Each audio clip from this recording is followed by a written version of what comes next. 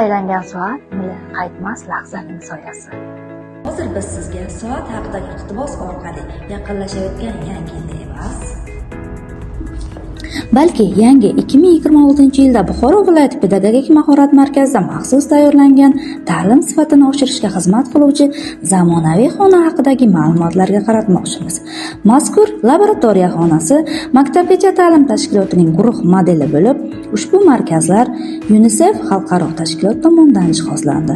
Markazlar to'plami har xil bo'lishi mumkin, ammo davlat o'quv dasturi guruhdagi 5 ta asosiy rivojlanish markazlarini tavsiya qiladi. Bular fan va tabiat, til va nutq, syujetli rolli o'yinlar va sahnalashtirish, san'at, qurish, konstruksiyalash va matematika markazlaridir. Bolalar doimo o'zi qiziqgan narsalarni izlaydilar. Masalan, manzara, tekstura, ranglar, ijtimoiy guruhlar, faoliyat, muhit, tovushlar va hidlar. Bolalar ta'lim jarayonida maktabgacha ta'lim tashkilot markazlarida qancha ko'p vaqt sarflasa, ularga ko'proq xilma-xillik va rag'batlantirish kerak bo'ladi. Shuningdek, ularga syujetli rolli o'yin, rasm chizish, rasmga olish, tildan foydalanish va qurilish bloklari kabi yangi tajribalarni mavjud aqliy tuzilmalarga integratsiya qilish va amalda qo'llash uchun turli usullar kerak. Hozir biz sizga mazkur rivojlantiruvchi 5 ta markazning xususiyatlari haqida to'xtalib o'tamiz. Birinchi markazimiz qurish, konstruksiyalash va matematika markazidir. Bu markazni zonalash muhim. Shunda uning yonidan o'tayotganlar qurilmalarni buzib yubormaydi. Bo'sh joy yetishmagan taqdirda maktabgacha ta'lim tashkilotida bu markazni yotoqxonada ham joylashtirish mumkin. Hisoblash materiallari uchun esa turli xil stakanlar, bosh qotirmalar, geometrik naqshni yasa va boshqa kabi o'yinlar, katta o'lchamdagi raqamlar va arifmetik belgilar, namoyish materiallari, chetlar, tortish va taqqoslash obyektlari bilan tarozilar, turli xil uzunliklar yoki yelenkalar, turli xil o'lchamdagi o'lchov ruletkalari bo'lishi shart va bunga ko'ra yana qum soatlari, sekundomer, raqamli muvozanatlantirgich, modullar to'plami, 2 dan 16 gacha bo'lgan qismlarga bo'lish uchun raqamli kartochkalar to'plami va boshqa shaxmat, shashka kabi o'quv jihozlari ushbu markazda bo'lishi tavsiya etiladi. Ikkinchi markazimiz bu syujetli rolli o'yinlar va sahnalashtirish markazidir. Ushbu markaz yonma-yon joylashtirilishi yoki birlashtirilishi mumkin. Agar markazda yumshoq modulli mebel, shuningdek oshxona mebellari mavjud bo'lsa, markaz dam olish joyi sifatida xizmat qilishi mumkin.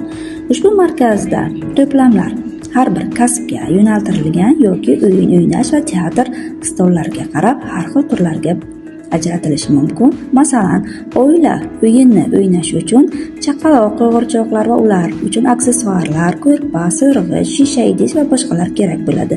Kiyimli qo'g'irchoqlar, o'g'il va qiz bola o'yinchoqlari, bolaning bo'yiga mos bo'lgan qo'g'irchoq mebellari, stullar va o'yinchoq plita, muzlatgich, qo'g'irchoq kabi kravat javonlari va qo'shimcha ravishda qo'g'irchoqlar uchun yumshoq mebel, divan yoki kreslolar kerak bo'ladi. Qo'lqopli va ularga qo'shimcha aravachalar, qo'g'irchoqlar uchun bolalarga ko'rsatish uchun va yoz uchun alohida qo'g'irchoq idishlari, kastrulka va tavalar, likopchalar, piyolachalar, qo'shiqchalar va boshqa o'yinchoqlar yoki ovqatlar uchun kerak bo'ladigan mahsulotlar bo'lishi talab qilinadi. Kasb bilan bog'liq o'yinlar uchun to'plam va aksessuarlar ham mavjud bo'lib, bular shifokor, sartarosh, o't o'chiruvchi, militsiya xodimi, sotuvchi kabi maxsus to'plamlar mavjud. Sahnalashtirilgan o'yinlar uchun jihozlar, teatrlashtirilgan tomoshalar uchun buklanadigan katta yoki kichik destinli parda, kostyumlar uchun ilgich, bolalar yoshiga mos keladigan 2 yoki 3 ta ertakni sahnalashtirish uchun liboslar, niqoblar, atributlar yoki bo'lmasa kostyum elementlarini kiyish uchun atributlar, shiapalar, sharflar, yubkalar, sumkalar, soyabonlar va munchoqlar tavsiya etiladi. Uchinchi rivojlantiruvchi markazimiz til va nutq markazi bo'lib, ushbu markaz guruhning eng tinch qismida, bolalar faoliyati faol bo'lmagan zonadan uzoqroqda joylashgan bo'lishi mumkin. Ushbu markazda bolalar uchun kichik kutubxona ham bo'lishi tavsiya etiladi. Agar bolalar moduli yumshoq mebellari mavjud bo'lsa, kitoblarni o'qish va ko'rish uchun kichikroq joy ajratish mumkin. Bu yerda bola o'zini xotirjam his qilishi zarur. Bunda jihozlarga stul, magnitli doska, yumshoq bolalar mebellari, divan, kreslo, televizor yoki eshitish vositalari, audio markaz yoki qirqiladigan rasmlar, pazllar, rasmli kubiklar to'plami, lato, domino, juftlik kartochkalar, bolalarning yosh imkoniyatlariga muvofiq qoidali bo'lgan boshqa stol bosma o'yinlari, bosh qotirma o'yinlari, masalan, tangram va boshqalar, yoki bo'lmasa alifbo plakati, magnitli alifbo, harf va bo'g'inli kubiklar, qora va rangli qalamlar, flomasterlar, trafaretlar, lineykalar, qog'oz konvertlar, yozish uchun mashq daftarlari, suv, flomaster, latta, audio yozuvli disklar, ertak va hikoyalar jamlangan musiqali kompakt disklar, bolalar adabiyoti yoki bo'lmasa bolalar uchun o'quv adabiyoti ko'plab tasvirli materiallari bilan tavsiya etiladi. Keyingi 4-markazimiz fan va tabiat markazi hisoblanadi. Bu markaz tabiiy yorug'lik yetarli bo'lgan joyda joylashtirish yaxshiroq. Chunki bu yerda xona o'simliklari, gullar, shuningdek akvarium qushlari joylashishi mumkin. Bundan tashqari, turli tajribalar uchun mustahkam, barqaror yuzali stol bo'lishi tavsiya etiladi.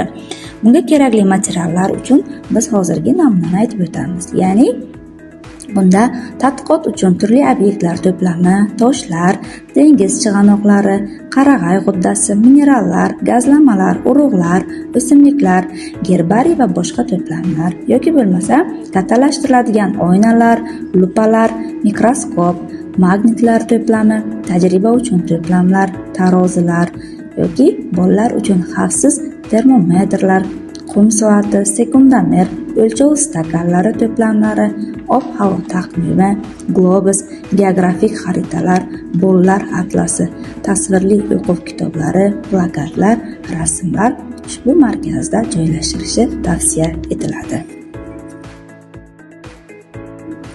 Va oxirgi 5-markazimiz bu san'at markazidir. San'at markazi guruhning bolalar suv olishlariga qulay bo'lishi uchun rakvina yaqiniga joylashtirish ma'qul bo'lishi dasturda ham belgilab o'tilgan. Bunga kerakli jihozlar stol, stullar, materiallarni saqlash uchun ochiq javonlar, bolaning bo'yi baravar doska, molbert, ish kiyimlari yoki fartuqlar bo'lishi lozim. Kerakli materiallar esa chizish uchun turli o'lchamdagi A5, A4, A3 va A2 va turli rangdagi qog'oz, kartonlar kerak bo'ladi.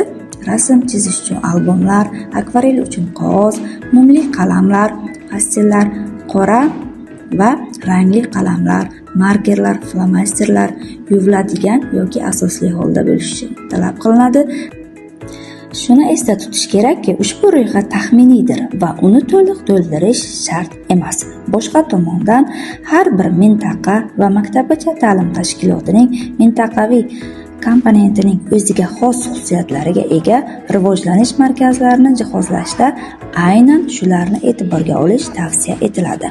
Mazkur sanab keltirilgan ma'lumotlar maktabgacha ta'lim tashkilotining jihozlanishida uning real imkoniyatlaridan kelib chiqqan holda maktabgacha ta'lim tashkiloti pedagoglarining aniq tushunishlariga, shuningdek ularni ta'lim va tarbiya jarayonida bolalar bilan birgalikdagi faoliyat bilan to'ldirishga xizmat qiladi.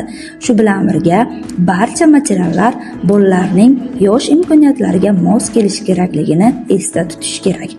Guruhlarda boshqa rivojlanish markazlarini ham tashkil etish mumkin. Ularni tashkil etish bolalarning manfaatlariga, guruhning bo'sh makoniga va maktabgacha ta'lim tashkilotining moddiy texnik imkoniyatlariga bog'liq. Bunday markazlar vaqtinchalik yoki bolalar faoliyatining maxsus turi, qum va qum markazi, pazandachilik markazi, musiqa markazi uchun tashkil etilishi mumkin. Ta'lim muhitini yaratishda pedagoglar, bolalar faol bo'lishi mumkin bo'lgan joylar mavjudligini ta'minlanishi kerak. Men o'ylaymanki, ushbu ma'lumotlar sizlar uchun manfaatli va kerakli bo'ldi. E'tiborlaringiz uchun rahmat. Xayr, salomat bo'ling.